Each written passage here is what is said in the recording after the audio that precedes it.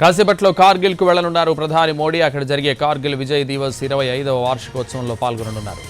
త్రాస్లోని Kargil war memorial వద్ద ఏర్పాటు చేసిన రజతోత్సవ కార్యక్రమానికి హాజరు కానున్నారు మోదీ. యుద్ధ వీరుల స్మారకాన్ని ప్రధాని మోదీ సందర్శించి నివాళులర్పించనున్నారు. ఉదయం 9:20 ఆయన యుద్ధ స్మారక వద్దకు చేరుకుంటారు. యుద్ధంలో ప్రాణాలర్పించిన వీర సైనికులకు నివాళులర్పిస్తారు.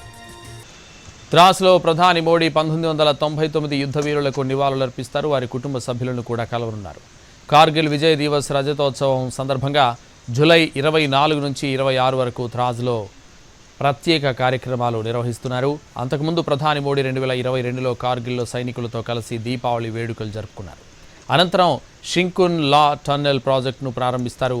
ఈ సొరంగం లేహ్కు అన్ని రకాల కనెక్టివిటీలను అందిస్తుంది. ఆ తర్వాత షహీద్ మార్గ్ను సందర్శిస్తారని తెలుస్తోంది.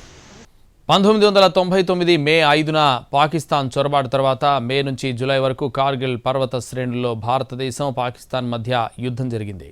84 రోజుల పాటు యుద్ధం జరిగింది. జూలై 26, 1999న ఈ యుద్ధంలో భారతదేశం విజయం సాధించింది.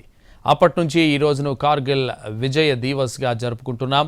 భారత సైనికుల త్యాగం, ధైర్యాన్ని స్మరించుకుంటూ ప్రతి సంవత్సరం జూలై 26ని కార్గిల్ విజయ్ దివస్ వేడుకలు నిర్వహిస్తున్నాం.